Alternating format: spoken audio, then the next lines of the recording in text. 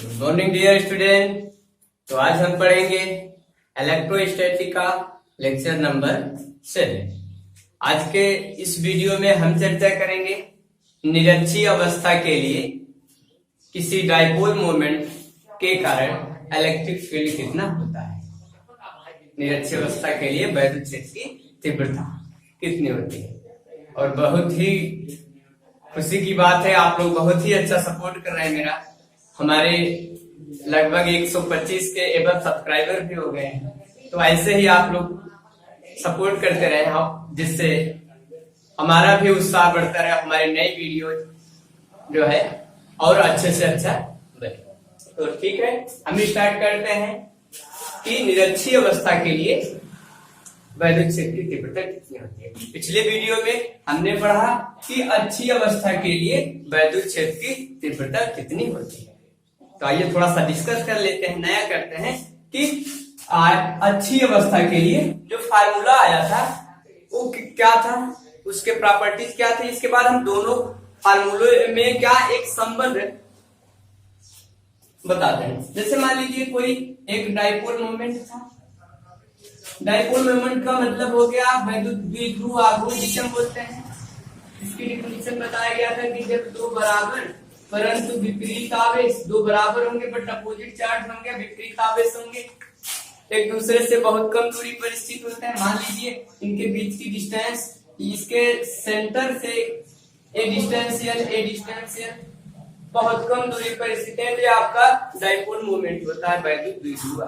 अगर इसमें से कोई एक आवेश ले लिया जाए और इसके बीच की जो अल्फ दूरी अर्थात L प्लस L अर्थात 2L से मल्टीप्लाई कर दिया जाता था, हो जाता था आपका डाइपोल मोमेंट, जिसको P=Q/2L। तो कल हमने पढ़ा कि अच्छी अवस्था के लिए मान लीजिए इसके सेंटर से r डिस्टेंस दूरी पर एक बिंदु P है। किस दिशा में, किस डायरेक्शन में, इसके एक्सिस पर है, अक्ष पर है। मान लीजिए यहाँ पर डाइपोल मोमेंट इसके कारण कितना इलेक्ट्रिक फील्ड उत्पन्न कर रहा था, E=1/4πε0 2P/r2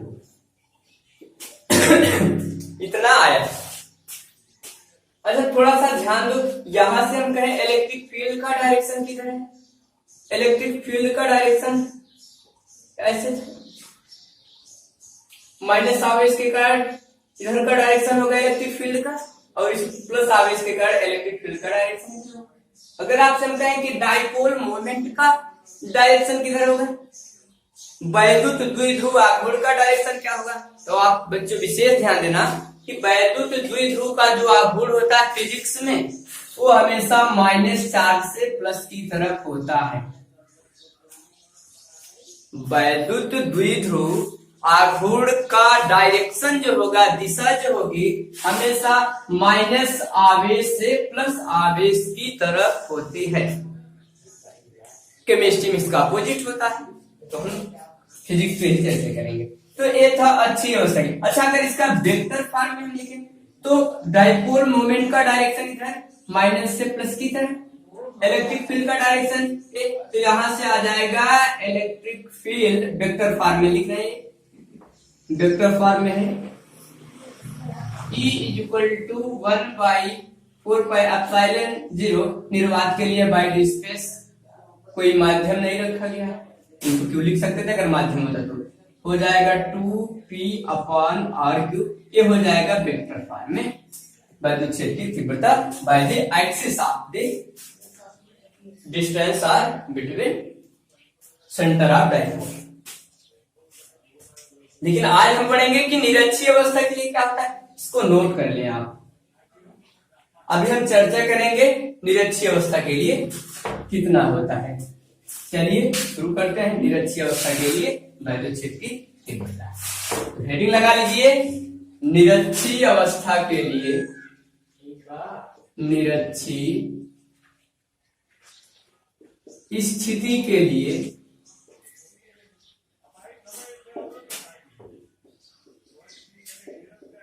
वैद्युत क्षेत्र की तीव्रता। इसमें भी 2 पॉइंट आता है, निरक्षीय अवस्था में 2 पॉइंट आता है। हो सकता है वो जो पॉइंट होगा आपका उस डाइपोल मोमेंट के ठीक परपेंडिकुलर होगा, या दूसरा हो सकता है एनी पॉइंट, किसी भी बिंदु पर होगा, थीटा एंगल पर भी वो पॉइंट हो सकता है। तो ये जो इस पे आज हम चर्चा करेंगे कि वो अगर वो परपेंडिकुलर है, उस डाइपोल के परपेंडिकुलर है, तब कितना होगा वैद्युत क्षेत्र की तीव्रता। तो चलिए मान लीजिए ये है एक डाइपोल, माइनस क्यू आवेश प्लस क्यू आवेश, सेंटर ओ है, ए डिस्टेंस यल, ए डिस्टेंस ये।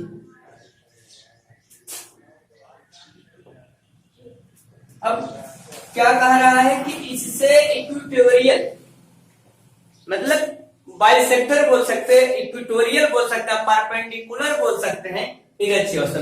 तो मान लीजिए इस डाइपोल के या वैद्युत द्विध्रुव से मध्य बिंदु से x डिस्टेंस मान लीजिए या r डिस्टेंस दूरी पर एक बिंदु क्या है, परपेंडिकुलर है।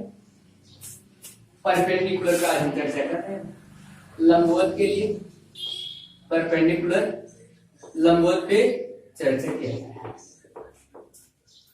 एक बिंदु क्या है, P है। इस P बिंदु पर इस डाइपोल के कारण कितना इलेक्ट्रिक फील्ड उत्पन्न हो रहा है उसकी चर्चा कर रहे हैं। तो हम मान लेते हैं कि ये जो बिंदु P है, इस आवेश से x डिस्टेंस दूरी पर है, यहां से भी डिस्टेंस हमने मान लिया x।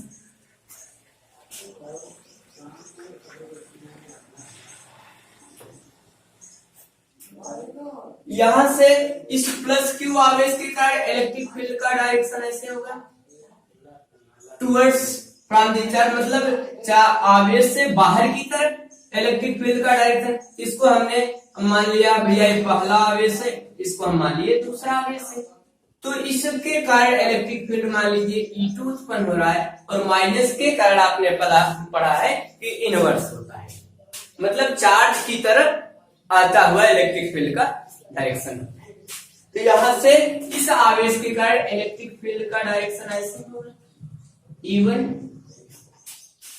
इस आवेश के कारण इलेक्ट्रिक फील्ड का जो डायरेक्शन है away from the charge E2 हो गया। यहां से हम मान लेते हैं ये जो एंगल दिख रहा है थीटा है, ये एंगल आपका थीटा है।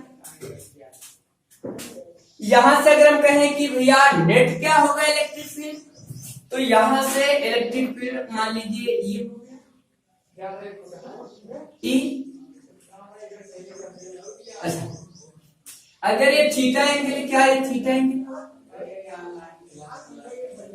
एकांतर कोण के कारण बात आ रही समझ में, ये थीटा है, ये भी क्या होगा थीटा, क्योंकि सिमेट्री है, इस रेखा पर बने कोण आपस में बराबर। तो इस इलेक्ट्रिक फील्ड जो हुआ है इसके दो कंपोनेंट्स में, एक कंपोनेंट E2 का भी दो कंपोनेंट, तो E के दो कंपोनेंट्स हुए, E1 के भी दो कंपोनेंट होंगे, E2 के भी दो कंपोनेंट होंगे। अगर हम कहें कि E1 का जो कंपोनेंट है यहां से एक कंपोनेंट एक इस डायरेक्शन में होगा, E1 का बताया थीटा की दिशा में जो होता है हो जाएगा आपका।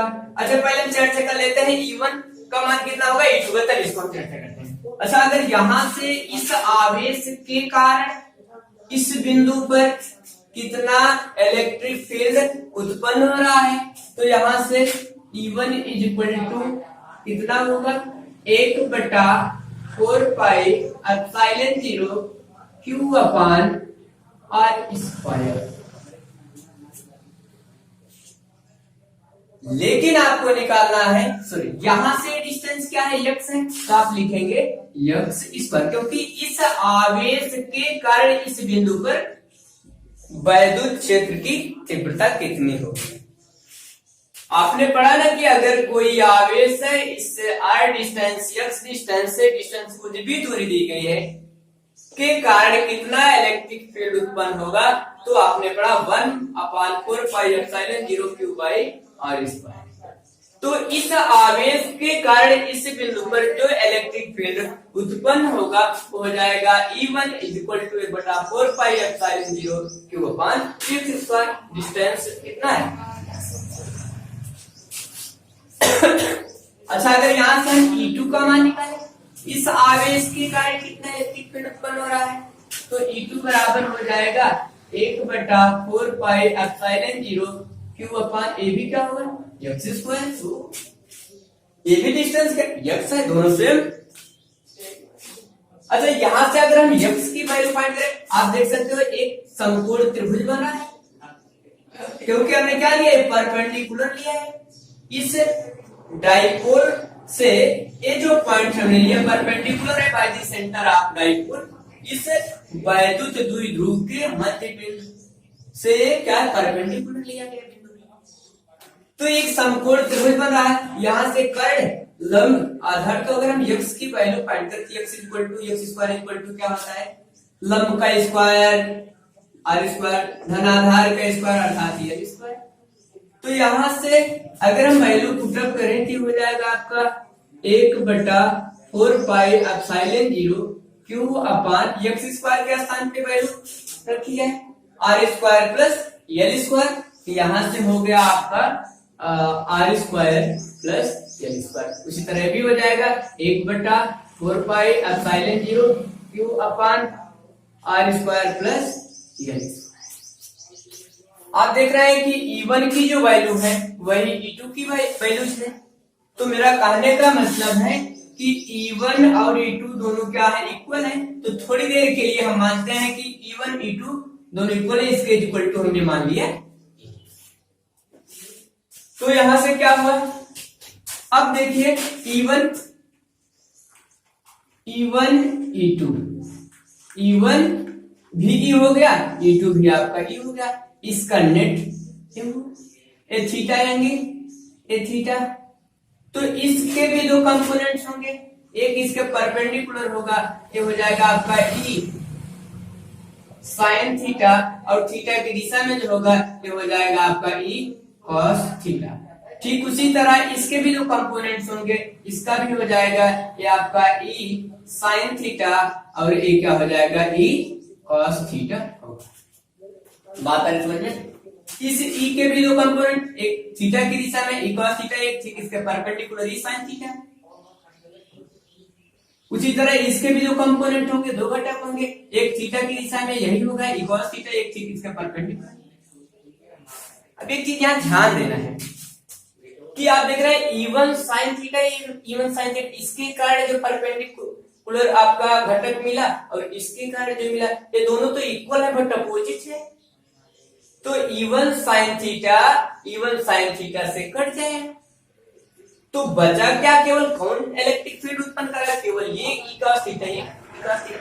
तो अगर हम E नेट की चर्चा करें, E नेट मतलब कितना नेट इलेक्ट्रिक फील्ड उत्पन्न हो रहा है, तो यहां से E नेट = हो जाएगा E cos थीटा, इसके कारण E cos थीटा, इसके कारण हो जाएगा E cos theta + E cos theta.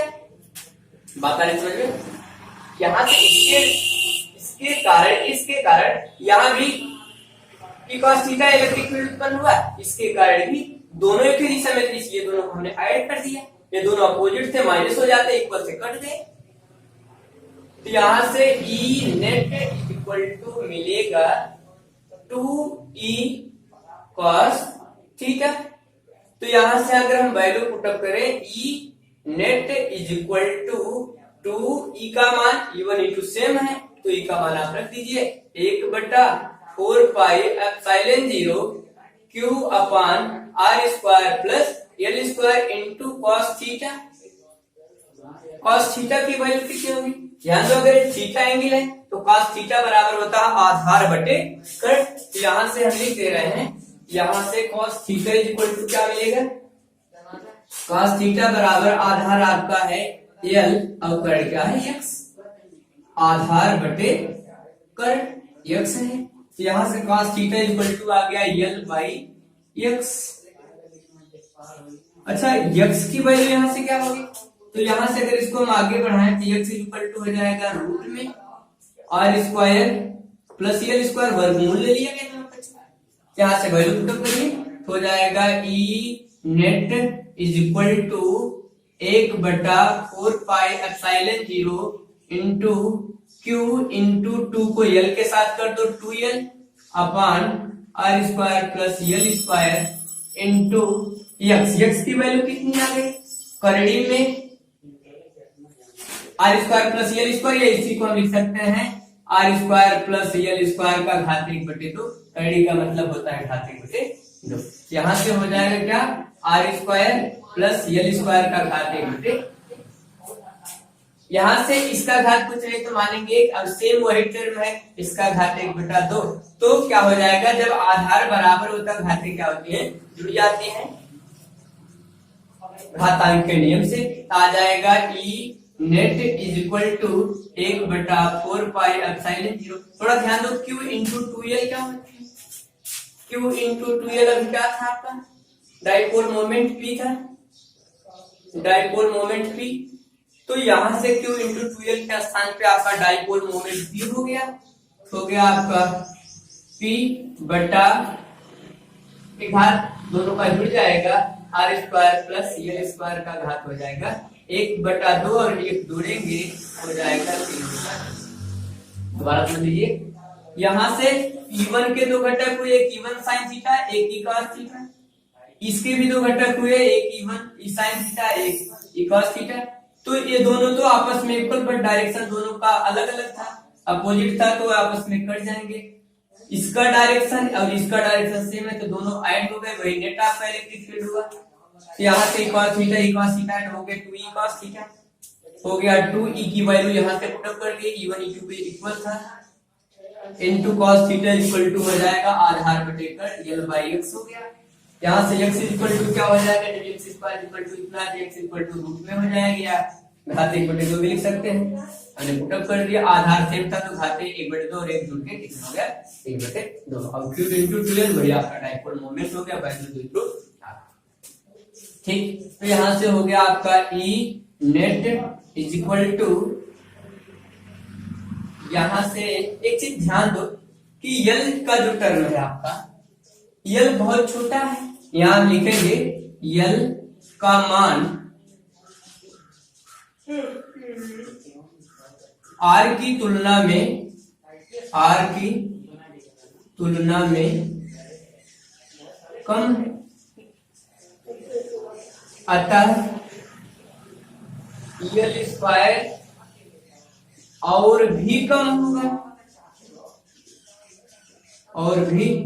होगा, इसलिए एल स्क्वायर को छोड़ने पर हम क्या करेंगे, एल स्क्वायर पर नगण्य मानते हुए उसको छोड़ने पर। तो अब अगर एल स्क्वायर का टर्म छूट जाएगा तो यहां से ई नेट क्या आ जाएगा, E net is equal to 1/4 pi epsilon 0 p बटा आर स्क्वायर को बचता है, घात कितना 3/2, तो यहां से E net is equal to आ गया आपका 1/4 पाई एप्सिलॉन 0 p बटा ए 2 से कट जाएगा r क्यूब आ जाएगा, ये हो गया आपका फार्मूला डिराइव हुआ निरक्षीय अवस्था के लिए वैद्युत क्षेत्र की तीव्रता कितनी होगी। अगर ये बिंदु इस डाइपोल मोमेंट के ठीक परपेंडिकुलर है तब के लिए फार्मूला डिराइव हुआ है। अच्छा, अगर इसका वेक्टर फॉर्म में लिखें, वेक्टर फॉर्म में इसको थोड़ा सा समझते हैं कि वेक्टर फॉर्म में क्या होगा, सदिश रूप में वेक्टर फॉर्म में, तो यहां से वेक्टर फॉर्म क्या होगा, तो ध्यान दो थोड़ा सा, डाइपोल मोमेंट का डायरेक्शन क्या होगा, वैद्युत द्विध्रुव आघूर्ण का। अभी हम बताएं कि वैद्युत द्विध्रुव आघूर्ण का जो डायरेक्शन होता है माइनस आगे से प्लस की तरफ, तो यहां से हुआ वैद्युत द्विध्रुव का जो डायरेक्शन होगा इधर होगा p का डायरेक्शन वेक्टर p, और इलेक्ट्रिक फील्ड का डायरेक्शन ठीक इसके अपोजिट है E, तो कहने का मतलब P का जो डायरेक्शन है और E का जो डायरेक्शन है एक दूसरे के वर्टिकल अपोजिट है। भाई वैद्युत द्विध्रुव आघूर्ण का डायरेक्शन हमेशा -4 से प्लस की तरफ, तो P का डायरेक्शन इधर हुआ और इलेक्ट्रिक फील्ड तो यही तो हो रहा है, तो दोनों एक दूसरे क्या है, अपोजिट है। या अगर हम नीचे कोई बिंदु लेते तो हो जाता है इलेक्ट्रिक फील्ड का डायरेक्शन इधर और P का जो डायरेक्शन है तो चाहे ऊपर ले लीजिए नीचे। तो यहां से E और P का जो डायरेक्शन P और E का जो डायरेक्शन है अपोजिट है, तो यहां से हम लिख सकते हैं vector E is equal to 1/4πε0 vector P upon r3, but यहाँ पे क्या लिखेंगे माइनस। बात आ रही समझ में हमारी, माइनस क्यों लिखे, क्योंकि E का जो डायरेक्शन है और P का जो डायरेक्शन है वो एक दूसरे क्या है, अपोजिट है। एक चीज यहाँ विशेष ध्यान दीजिए कि कहने का मतलब अभी जो हमने पढ़ा निरक्षीय अवस्था के लिए उसमें इलेक्ट्रिक फील्ड कितना आया था, 1/4πε0 2p/r3, और इसमें क्या आ रहा है 1/4πε0p/r3। कहने का मतलब ये हो गया, ये क्या था, अच्छी के लिए था और एक इसके लिए निरक्षी के लिए। तो अच्छी के लिए जो वैद्युत क्षेत्र की तीव्रता होती है वो दुगनी होती है निरक्षीय अवस्था के लिए, तो हम कह सकते हैं E on the axis 2 times of E perpendicular। कहने का मतलब अच्छी अवस्था में अगर कोई डाइपोल मोमेंट है, वैद्युत द्विध्रुव आघूर्ण है, उसके अक्ष पर अगर सेम, एक चीज विशेष देना, सेम डिस्टेंस होनी चाहिए। ये कब के लिए, सेम डिस्टेंस, समान दूरी पर, समान दूरी के लिए है, समान दूरी पर अगर इलेक्ट्रिक फील्ड निकालना है तो अगर अच्छी अवस्था के लिए r डिस्टेंस दूरी पर जो वैद्युत क्षेत्र की तीव्रता होगी वो निरक्षीय अवस्था के लिए जो वैद्युत क्षेत्र की मान होगा उतनी ही दूरी पर वो उसका क्या होगा, अच्छी अवस्था का जो मान है उसकी अपेक्षा दोगुना होता है। तो आज के वीडियो में बस इतना ही। अगर आपको आज का ये वीडियो अच्छा लगा है तो लाइक शेयर कमेंट करना ना भूलें। नेक्स्ट वीडियो में हम पढ़ेंगे कि ये जो पॉइंट है वो इसके परपेंडिकुलर ना होकर के थीटा एंगल या कहीं भी पूरे स्पेस में होगा। तो best of luck, thank you.